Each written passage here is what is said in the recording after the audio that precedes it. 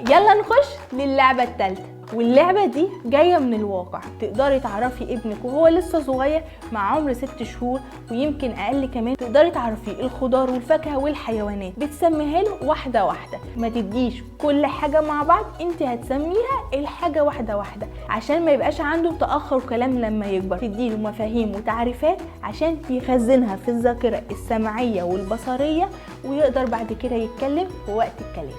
طيب يستحسن تكون مجسمات في الأول، مجسمات فاكهة وخضار أو مجسمات حيوانات.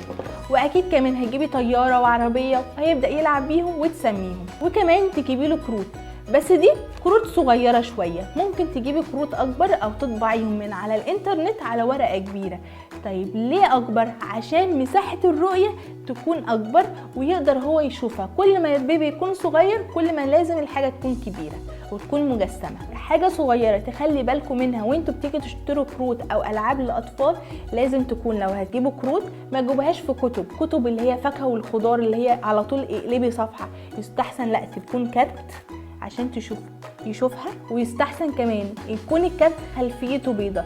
شفت كروت كتير جدا مكتوب عليها اللي هم من عمر سنة خلفيتها اخضر واحمر وازرق وفوشيا وفاكهه محطوطه. طيب طقانه زي دي خلفيتها لونها ازرق او لبني صريح او هتكون مريحه للعين؟ مش مريحه. فانا ما عايزه اديله ايه؟ عايزه اخليه يركز في الخلفيه ولا يركز مع البرتقانه او الصوره المحطوطه؟ فلازم يركز على الصوره المحطوطه. خليكوا اذكياء وانتوا بتشتروا الالعاب، شوفي الحاجه المريحه للعين، ابعدي عن الخلفيات اللي فيها الوان ومش مركزه مع الصوره الاصليه او الهدف الاساسي. انا لما باجي اشتري لعبه بركز، بشوف انا عايزه ايه من اللعبه دي، ايه الهدف منها، عايزه اوصل لابني ايه، عايزاه يركز على البرتقان والفاكهه والخضار ولا لا. طب هو اللي انا عايزاه يركز، يبقى لازم اجيب خلفيه ايه؟ بيضه. وكل ما يكون صغير كل ما تجيبي الحاجه اكبر. طيب انا هدي للبيبي الصغير فاكهه وخضار، هديها له ازاي؟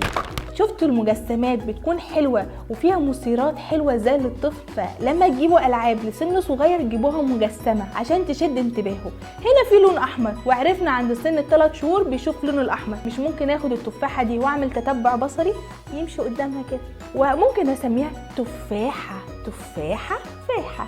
ادي اهي عرفتي له المجسمات وسميتيها تفاحه. وممكن تعملي هم هم هم هم، الله هم هم هم تفاحه هم هم هم. بس انا مش عايزه اكتر من كده في السن اللي هو اقل من سنه. سميتيها، هو مش مطالب منه ان هو يقولها، انت بتخزني تفاحه وبتعملي تتبع البصري تفاحه هم هم هم هم.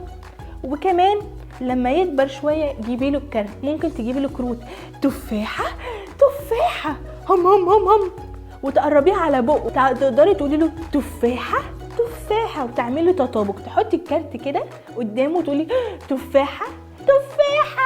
برافو عليك. ده ممكن تبدايه من عمر صغير. انت بتحوشي كلمات ومصطلحات بس، مش مطالب ان هو يقول. عشان تخلي ابنك عنده حصيله لغويه اكتر لازم يمر بالحاجات دي.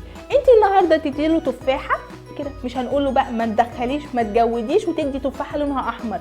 انا بعرفه بس تفاحه. لما يكبر شويه تمام ويخلص الفاكهه تفاحه كده، ممكن نخش في صفه تانية، اللون، الشكل، حجمها كبير وصغير. بس مش دلوقتي، احنا لسه بنتكلم تحت عمر سنه. هتدي لابنك وهتخليه عنده حصيله لغويه ومفاهيم كتير وهو لسه صغير، عشان ما تشتكيش ان هو عنده تاخر في الكلام لما يكبر. وزي ما عملنا في الفاكهه والخضار هنعمل مع الحيوانات.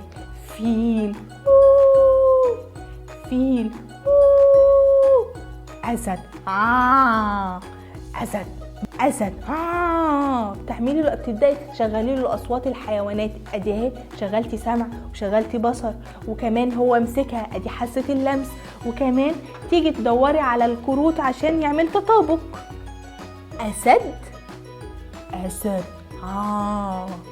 ويبدا يعمل كده وتعملي بايده عشان هو بعد كده لما يجي يشوف حتى الاسد هتلاقيه عمل كده كده برضو. كمان الاصوات، فهو هيبدا يحاول يقلد الصوت لان هو صغير، بيقلد اصوات مش بيقلد كلمات. وعرفتيه كمان الفيل فيل وزرافه. فانت الحيوانات كل ما تقدري تجيبي لها مجسمات وكروت كل ما يكون احسن. وممكن كمان عشان احنا في الشارع بيشوف القطط والكلاب، فممكن هو ماشي ده قطه نيو نيو نيو نيو قطه، تيجي نشوف كارت القطه هنا لو معرفتيش تجيبي لها مجسمات. قطه ياو قطه. كمان شويه كلب هو هو هو هو كلب كلب. وانتوا في الشارع لو شفتوا قطه وكلب، ايه ده بص قطه مياو مياو مياو. حتى لو هو بيبي وهو انت لسه شايلاه شاف حاجه عرفيه. شجره شجره ويلمس الشجره، شجره شجره ويلمس ورق الشجر، وانت دخلتي مثير سمعي ومثير بصري ومثير حسي كمان لمس. استنوا الفيديو التاني عشان تعرفي العاب تانية تناسب عمر سنه.